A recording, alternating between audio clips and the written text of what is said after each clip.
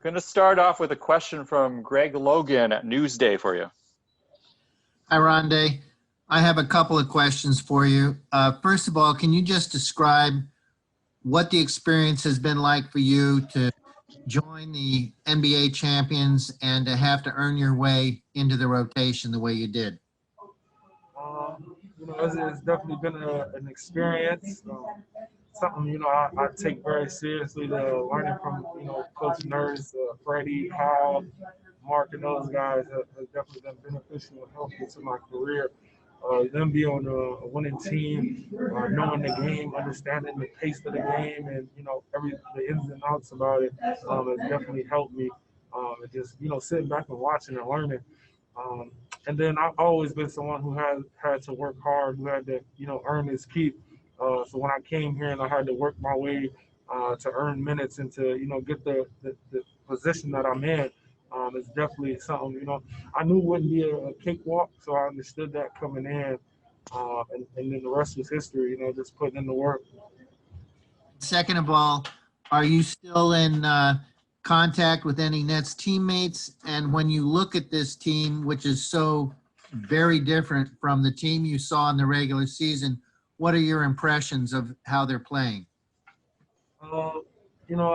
Here and there, I talked to Karras. We had a good relationship. Still proud of him and everything that he's doing. Aside from that, I talked to Fred Galloway, who I talk to every day. He's their head security over in Brooklyn.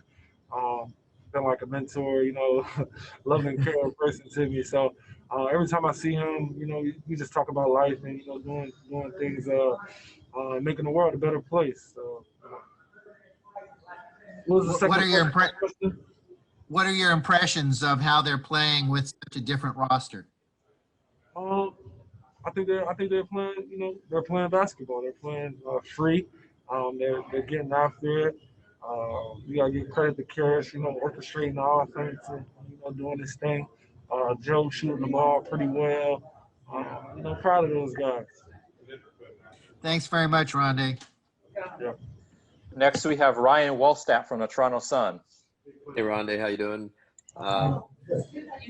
When you signed in Toronto, could you ever have thought that maybe you'd be playing Brooklyn in the playoffs? And I know it's a very different coach and team pretty much, but what do you think you can offer in terms of maybe some scouting help with a guy like Karras, who you obviously know pretty well? I would say no. I didn't think we would be playing those guys in the playoffs, but you gotta. It's basketball at the end of the day. You never know what could happen. So I look forward to going out there and competing and helping the team in any way possible. Whatever these guys need to win, I'm here for. And then in terms of giving, the guys, a little insight on Karras, that's I was with him for a few years, so just knowing his name, knowing how he plays, is something I had to study. I had to learn and going to get some in practice and things like that. So I definitely give coaches and players a little bit of the tips. Thank you. Going to go next to Blake Murphy from The Athletic. Hey, Rondae, you've been pretty outspoken about the need for you guys as players and us as media to keep the conversations going around Black Lives Matter.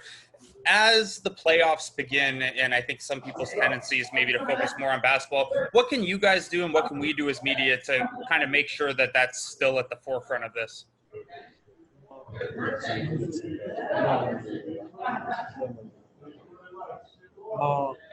I would say for a lot of us, man, just understanding that this is really, really serious. This is big, man, because the way that life is going right now and the situation that our people are in, these things can happen to anyone, man.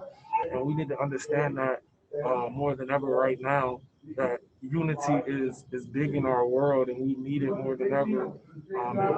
And the impact to create change has to happen now. And it starts with us. It starts with you guys, just keeping the conversation alive, keeping the topics alive about what's going on in society today. We need to knock on those doors of the powerful people and those leaders and tell them, hey, we notice what's going on. We notice you guys ignoring us, and we want different. We want to change.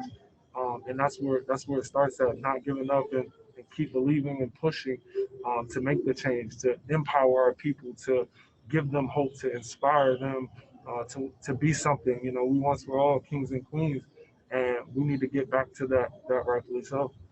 Thanks so much, Rondae. Next, we got a question from Vivek Jacob from Complex Canada. Hey, Rondae, thanks for doing this.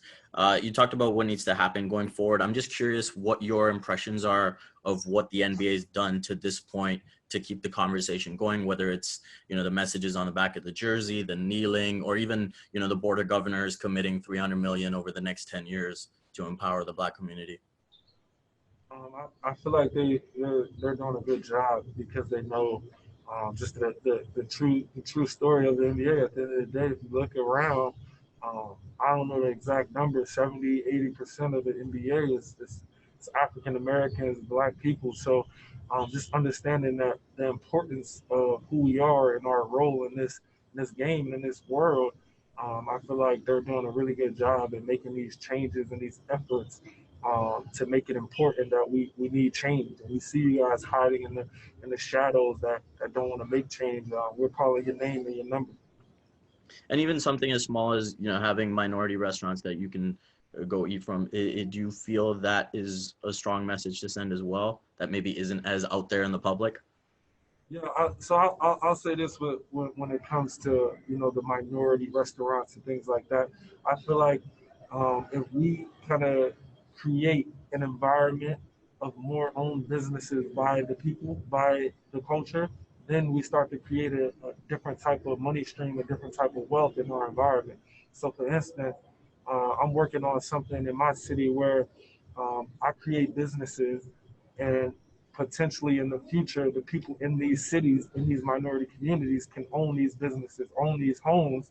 So now we're empowering them, we're educating them, and we're giving them the love and support that they need to be someone, to be different, you know, and that's where you kind of get that difference and that feeling from. So I'm in my community actively every day, talking to the people, FaceTiming whoever, anyone can call me, and I feel like that's the difference. When you show people that you care, then they want better, they want more, they want to be different, and that's kind of how you go about supporting these minority Black businesses.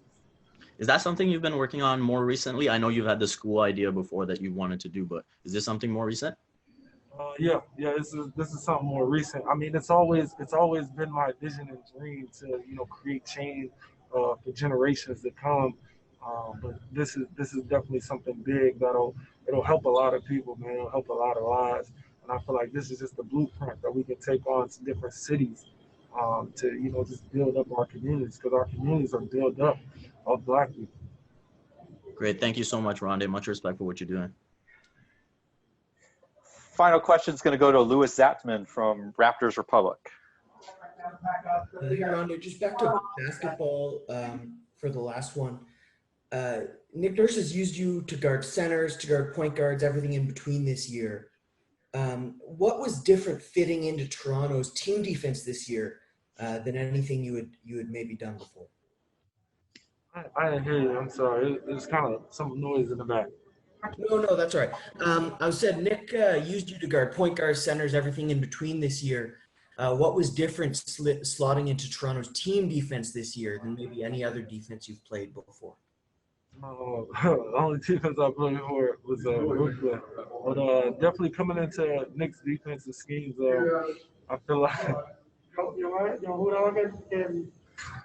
I feel like they're very, very helpful because they have a great concept and they have great schemes.